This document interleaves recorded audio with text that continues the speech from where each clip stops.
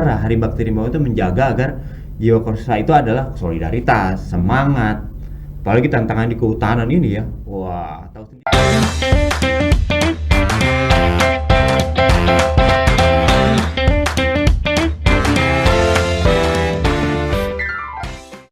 Hai kaum rimba, ketemu lagi dengan ngobrol seputar konservasi bersama saya Dita yang akan menemani kalian sampai acara episode kali ini selesai. Kali ini saya ditemani oleh mas-mas dari Inspektorat Jenderal. Pelan. Monggo, Mas, perkenalan. Oke, baik. Terima kasih Mbak Dita atas waktunya. Perkenalkan kaum rimba semua dari Taman Nasional Batangadis. Saya Vicky dari Inspektorat Jenderal. Kebetulan sedang ada tugas di sini dan diminta oleh teman-teman untuk ikut podcast dalam rangka Hari Bakti Rimbawan. Terima kasih. Jadi memang TNBG ini ngerjain itjen nih ya. Udah diaudit, disuruh podcast lagi. Ya itu mungkin komunikasi lah ya bagian dari. Jadi ini panggilannya Mas Vicky. Ya. Oke, Mas Vicky udah berapa lama nih di TNBG nih? Ada 2 minggu kali ya? Oh lebih ya? Lebih ya? Kalau dihitung sampai sekarang kita sudah memasuki hari ke 16 ya per hari ini. 16 berarti 16 hari hampir 2 minggu lebih ya. ya. Iya, betul. Wah, separuh lebih ya. Ini nanti 10 hari terakhir nanti tikapnya di mana? Ya, ini karena ini sekarang lagi Ramadan ya saatnya. Iya, ini apa karena betah atau gimana ya? Atau banyak ini masalah juga, ya? Ini ada tambahan tugas soalnya. Jadi gimana nih kesan-kesannya selama 2 minggu lebih di Mandailing Natal? Ada nggak apa kesan baik atau kesan buruk atau semua baik? Pertama kalau kesan karena di bulan Ramadan ya, kesannya sebagaimana lokasi tempat-tempat ya di Indonesia ini khususnya ya, dan khusus di Batangadis atau Panyabungan, Kabupaten Mandailing Natal ini baru pertama saya nih kesini. Dan teman-teman tim juga kebetulan pertama juga, sehingga kesan pertama begitu menggoda ya. Selanjutnya terserah Anda. Iklan banget ya. Jadi asik, banyak kopi dan seterusnya ya. Mandailing ya, ini ada originnya ya saya kira. Sementara untuk masyarakat ya sepertinya tidak terlalu padat ya kalau di Panyabungan sini menurut saya gitu ya. Alhamdulillah sehat lah gitu. Tapi panas ya. Di Bogor dan Jakarta hujan soalnya ini. Mungkin berita per hari ini banyak banjir nih. Banyak banjir. Di sini panas beda nih. Jadi pakaian cepet kering gitu ya. Berarti tidak mengalami masalah ya 16 hari di sini tentang Alhamdulillah baju. Ya. Alhamdulillah untuk baju ya. Jadi kayak curhat ya. Kemarin di Bogor cucian nggak kering-kering, Jakarta juga ya. Jadi teman-teman laundry tuh kayaknya. Kalau di sini cepet kering ya. Nggak usah dijemur juga kayaknya kering. Ya memang cuaca di sini agak beda dari daerah lain. Lampung hari ini banjir. Oh, beritanya iya. udah banjir. Di kita masih terik kering ya. Iya. Jadi kira-kira nih makanan apa yang sudah menjadi favorit di Mandailing Natal? Apa aja yang sudah dicobain? Satu hal, nah ini juga bagian yang menarik ya dari nama ya. Tentu setiap daerah punya nama khas sendiri. Cuma begitu coba teman-teman searching di googling, teman-teman termasuk saya ya, kuliner apa ya, makanan khas ini gitu ya. Ternyata yang muncul apa? Misalnya nomor 1 pencarian di googling itu adalah toge. Iya. Apa coba yang terlintas? Oh berarti toge. Toge goreng. Oh, ternyata itu adalah makanan cendol campur dengan biji salak, kemudian apa itu namanya lopis ya. Lupis. Jadi itu makanan manis ternyata teman-teman ya. Jadi menurut saya ini hal yang baru buat saya. Terus tapi yang paling ininya, saya kan di hotel pernah pesan juga ya, gulai itik itu enak ya. Oh iya. Enak banget gulai itik itu. Dia nggak basi padahal pakai santan ya. Ini mungkin untuk makanan beratnya saya kira recommended nih guys. Sekedar informasi juga, toge Panyabungan itu biasanya cuma hadir pas bulan puasa. Oh, spesial ya. Di hari biasa tidak ada ya selain Ramadan. Ada tapi jarang. Oh, sama pakat. Oh, pakat juga. Tapi rotannya nggak dilindungi kan itu?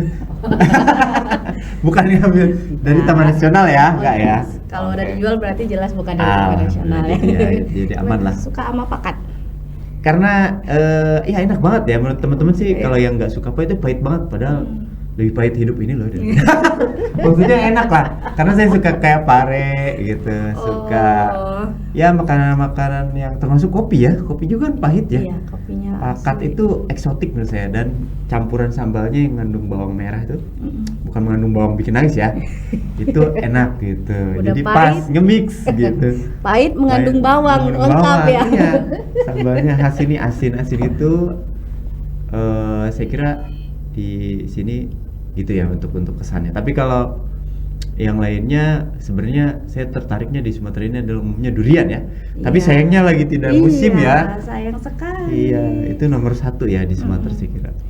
Apalagi di sini Nah, sebenarnya HBK loh itu ya. Iya, Hasil HBK. kan kayu. Di sini memang sebenarnya harusnya banyak sekali duriannya, teman-teman. Cuman ya mungkin udah lewat masanya. Iya, betul. Mungkin tahun depan agak maju lagi deh. Ya, Pas mudah-mudahan. musim durian ya. Tapi kesini jauh ya. Iya. Perlu effort, itu nanti bagian dari pertanyaan nanti ya. Memang sih di sini kendalanya memang ini perjalanannya ya. Mau dari Medan jauh. Ya, lebih jauh ya. Dari Padang jauh. Lumayan 7 jam relatif dekat ya dibandingkan ke Medan ya. 12 jam. Padahal masih Sumatera Utara loh ini. Masih Sumatera Utara. Makanya sama-sama Sumatera Utara, tapi kalau Medan sini kayak Jakarta Solo kayaknya ya. Iya. Udah berapa provinsi? Iya betul. Udah ngelewatin, kalau ada tol sih mungkin, cuma ya beda Lebih juga nggak kayaknya. apple to apple juga, lebih tetap ya. Iya, lebih 100 tetap. kilometer kalau nggak salah. Ya. Oke. Terkait sekarang kita masuk ke yang agak ini nih, terkait Itjen. Wah ini nih, serem nih, serem. Wah enggak. Karena rata-rata teman UPT nih, Itjen dateng. Oh, semua PT gitu ya biasanya ya. Guduk. Iya. Tapi udah lama memang ya belum ada di sini. Terakhir itu kita di 2022 ya. Berarti sekarang 26, 4 tahun ya. 4 tahun kami Oke. tidak jedak-jeduk. Iya 4 tahun masih relatif lama lah ya. secara lama. Atau karena mungkin terlalu jauh. Iya, bisa jadi. Males sekali ya, jauh nih. Atau juga ini mungkin Mas Vicky aja yang belum pernah biar mau. Ya memang saya tertarik juga sih, belum pernah itu ya, benar. Jadi terkait Itjen sendiri sebenarnya itu tugas dari Itjen itu apa sih Mas? Tugas ya. Iya. Kalau teman-teman buka di peraturan Menteri Kehutanan ya, yang nggak apa-apa ya teman-teman kita tarik kalau ngomongin audit atau ngomongin auditor, pasti ngomongin kriteria Iya. atau peraturan. Jadi dasarnya dari peraturan ya. Jadi peraturan Menteri Kehutanan nomor 1 tahun 2024 tentang organisasi dan tata kerja kementerian. Nah, dalam hal ini tugas dari Inspektur Jenderal adalah menyelenggarakan pengawasan internal lingkup kementerian. Jadi menyelenggarakan pengawasan internal secara umum. Seperti itu tugasnya. Berarti mengawasi, kami kan pelaksana. Oh ya. Habis dilaksanain, dilihat nih pelaksanaannya gimana gitu ya. Jadi sebenarnya ini apa sih pesan buat UPT, kan biasanya pada takut gini-gini. Kira-kira ada pesan nggak buat teman-teman yang mau didatangin Itjen? Kira-kira apa sih yang harus disiapkan atau yang bikin kita tidak terlalu was-was atau bagaimana dalam pelaksanaan tugas teman-teman di lapangan? Ya, menarik sekali sebenarnya. Ini bagian yang komunikasi publik buat kami ya, komunikasi ke klien lah, klien pengawasan dalam hal ini, bahwa kegiatan pengawasan internal ini ada sesuatu yang rutin ya, reguler saya kira. Nah, dalam hal ini kita memandang pengawasan internal itu sesuatu yang bukan sesuatu yang ditakuti pertama ya, berarti kan sesuatu yang dibutuhkan. Yaitu bagi kami salah satunya kami harus memberikan nilai tambah sebenarnya bagi kami di Itjen atau di Inspektorat atau Auditor Apip ya. Nah, teman-teman tentu sebenarnya berhak loh mendapatkan nilai tambah kalau kami datang misalnya melakukan pengawasan internal, baik itu audit ya, konteks saat ini audit gitu ya. Itu kami punya beban loh justru auditor memberikan nilai tambah apa? Saran perbaikan. Kalau teman-teman tidak mendapatkan saran perbaikan dari kami, maka seolah-olah tugas kami ini tidak ada manfaatnya gitu. Itu justru menjadi pukulan telak buat kami ya, sehingga bebannya bukan di teman-teman justru, tetapi di kami selaku harus memberikan nilai tambah added value di poin paling bawah itu dari beberapa ini, tapi saya kira itu yang paling highlight, yang paling penting, sehingga untuk teman-teman tentunya memberikan informasi sebanyak-banyaknya dan sebenar-benarnya Sehingga ibaratnya kalau jadi auditor seperti dokter itu memberikan diagnosis ya. Nanti ketika kami dapat informasi gejala-gejala seperti ini salah mendiagnosis kayak dokter, nanti teman-teman dapat obat yang salah gitu ya, atau rekomendasi ya kalau dalam ini. Nanti kan menjadi sesuatu apa ya? Selain tidak memberi nilai tambah malah memberi masalah ya. Nambah masalah. Iya, malah apa? Memberi apa? Kalau di pegadaian itu apa? Mengatasi masalah tanpa masalah ini dengan masalah baru. Iya, jangan sampai seperti itu. Dan persiapan teman-teman pertama biasa aja dan kan business as usual ya. Atau melaksanakan kegiatan seperti biasa, dan saya kira dengan kondisi sekarang dokumentasi sudah terdigital, cara mencarinya mudah dan cepat ya. Itu saya kira perlu persiapan yang biasa saja dan itu rutin gitu ya, bahwa dokumen itu telah misalnya scanner, apalagi kalau pemeriksaan laporan keuangan juga kan udah ditanyakan juga ya, artinya inline lah. Dan mungkin beberapa tahun dulu mungkin belum seperti sekarang, tapi sekarang lebih relatif mudah, dan komunikasi pun anak-anak sekarang kan juga melek teknologi ya, bukan berarti yang dulu nggak melek, karena itu mengikuti perkembangan zaman ya, secara bertahap. Tapi pengembangan teknologi juga akan diimbangi dengan mengatasi kesulitannya itu sendiri ya, sehingga tetap ada fisik juga mungkin di cover gitu. Artinya buku setebal ini nggak mungkin di scan semua misalnya saat audit ya. Kalau memang ada saat audit sampaikan. Ini mungkin teknis banget ya, tapi persiapan teman-teman itu biasa aja dan ini sebagai kegiatan yang rutin ya, yang perlu saya highlight gitu sih. Berarti intinya teman-teman, kalau ada kedatangan Itjen itu nggak usah deg-degan ya, itu sama aja kayak kita ngantri ke dokter, itu kan pasti nggak sabar nih ketemu dokternya nih. Kira-kira aku sakit apa ya biar cepat sembuh, karena dalam melaksanakan kegiatan pasti kita ada beberapa yang kita kelewat atau beberapa yang mungkin kita ada miss, dan itu adalah fungsinya Itjen untuk memberikan obat ya. Memberikan obat dalam artian mengingatkan gitu ya. Mana tahu kedepannya kita juga akan lebih hati-hati, lebih teliti dan sebagainya. Jadi itu ya teman-teman. Jadi ya jangan ada deg-degan, malah kita harusnya senang dengan kedatangan Itjen. Tapi deg-degan dalam arti jantungnya sehat ya bagus sih. Iya sih, harus berdetak ya. Kalau berdetak bahaya. Selain itu mungkin hal yang itu kan dari sudut yang misalnya rekomendasi kalau sakit ya tanda petik, tapi juga kalau kita memiliki kinerja yang baik, tentu kami juga secara fair harus mengungkap itu juga gitu. Artinya bahasanya positif, kalau sehat kita kabarkan kepada pimpinan gitu, atau klien bahwa oh alhamdulillah nih teman-teman sehat gitu, kinerja bagus. Kita bisa tularkan itu ke teman-teman satker lain misalnya. Jadi kita sering menganalogikan atau bukan banding-bandingke ya bahasa Jawa, tapi dalam hal sesuatu kalau bahasa Ramadan gini ya, fastabiqul khairat ya, berlomba-lomba dalam kebaikan, itu tentu sangat-sangat kita bisa tularkan gitu ya. Itu karena kita tentu ketika melakukan sesuatu dengan baik, maka teman-teman contohnya gimana sih? By example ya, sesuatu yang bisa ditiru ya. Berarti mungkin kalau balik lagi ke dunia kedokteran itu kayak medical check up kali ya. Ya, kalau yang rutin ini seperti itu kan? Sebenarnya. Ada yang sakit ya kita kasih tahu, kalau yang sehat semua ya sehat. Betul gitu sekali kali ya. Lebih. Oke, berarti itu dalam lingkup Itjen yang penasaran tugas Itjen yaitu memeriksa hasil kerja teman-teman yang di lapangan. Intinya gitu ya kali Mas ya, ringkasnya. Jadi lanjut lagi nih, tadi kan kita bahas mengenai hal-hal yang unik atau beberapa kata-kata yang khas. Jadi beberapa saat lagi nih kita akan mengadakan Hari Bakti Rimbawan. Peringatan ya. Iya, peringatan hari ini kan unik nih, cuman ada di Kementerian Kehutanan. Ya. Jadi selama 43 tahun berdiri ya. Kehutanan berdiri nih. Jadi selama ini berdiri tuh nggak duduk-duduk nggak capek ya.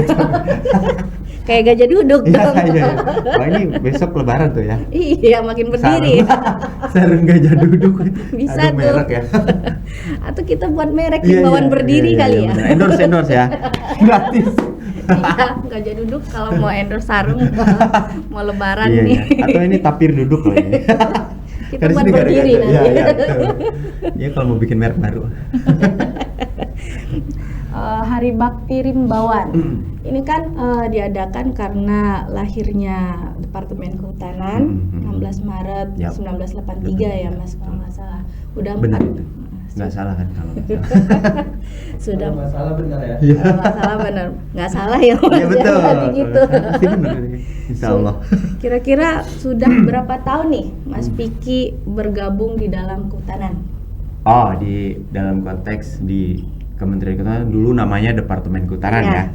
Pertama Atau dulu kali hadir. bangetnya Departemen Pertanian, terus diperingati di 16 Maret tahun 1983 menjadi organisasi sendiri, kementerian lembaga sendiri ya. Kalau dari sejarahnya per 16 Maret 1983 yang mana itu adalah lebih muda setahun dari saya lah ya.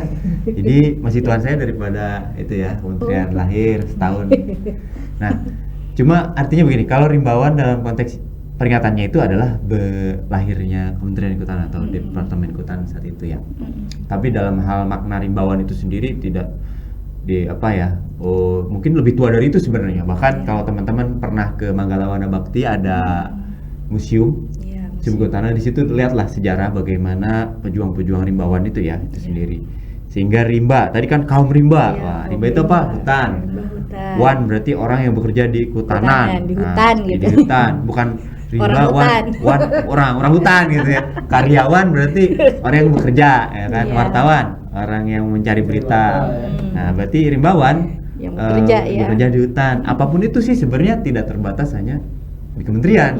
Yang saya ketahui waktu saya kuliah dulu di Fakultas Kehutanan ya, itu rimbawan itu seorang yang aktivitas mau dia misalnya dari bukan dari background misal pendidikan kehutanan, tapi dia berkecimpung jualan HBK rimbawan, terus dia menjadi kelompok tani di masyarakat, terus atau kalau di modern pengusaha gitu yang berkecimpung di dunia kehutanan, tidak terbatas hanya bekerja di Kementerian Kehutanan, itu udah disebut rimbawan.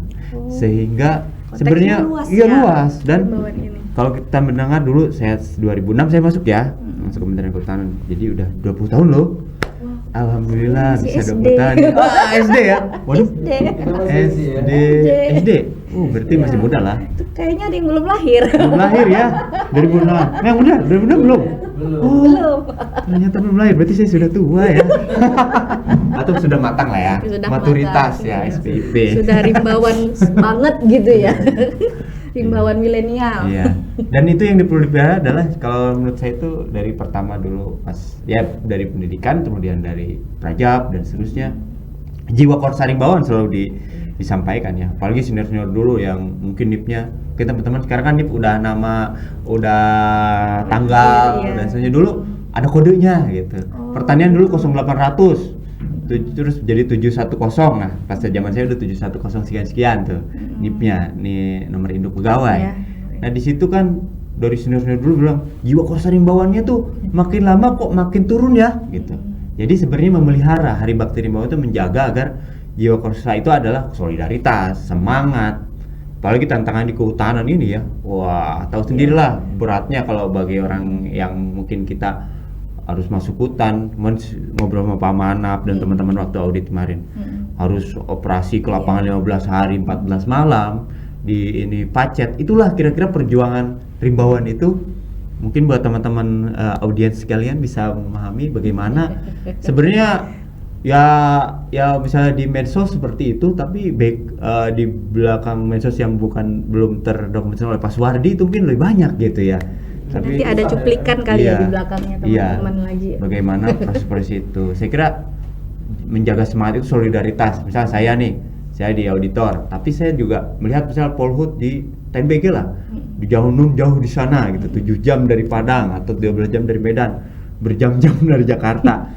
Ketika ada problem ya, melihat kondisi adanya perambahan dan seterusnya, kita tentu empati ya, semangat, kita dukung bagaimana teman-teman melaksanakan tugas, ataupun juga demikian teman-teman di daerah terhadap kami misalnya di inspektorat, bagaimana melakukan pengawasan internal agar program kita itu tercapai, kan sama-sama ya tanggung jawabnya. Jadi ataupun ada teman-teman sakit di mana, bagaimana kita bisa bersama-sama ya semangat itu. Jadi tidak lulu gue gitu. Jadi tidak ada semacam zaman dulunya demikian kuat jiwa korsa rimbawan itu karena melihat tantangannya, karena tidak bisa berdiri sendiri ataupun tidak bisa bekerja sendiri tanpa kekompakan, kebersamaan untuk menjaga kelestarian hutan kita gitu secara Oke. Keren ya. Jadi benar sekali yang udah dibilang sama Mas Vicky tadi, bahwa bekerja di hutan itu tidak bisa kita sendiri, karena setiap ke lapangan kita pasti tidak bisa sendiri.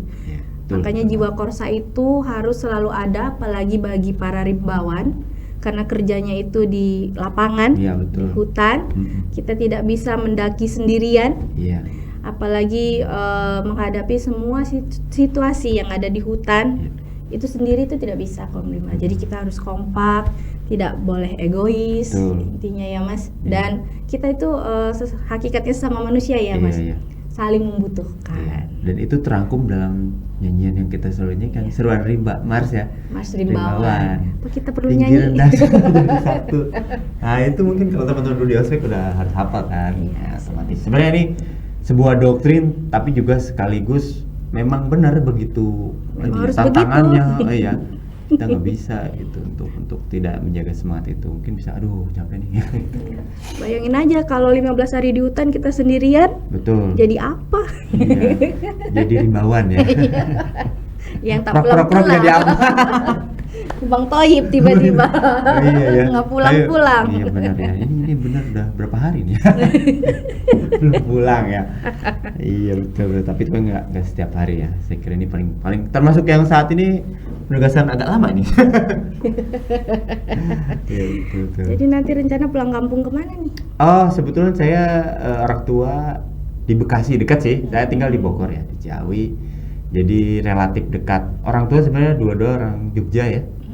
Jadi saya lahir dan besar di Bekasi.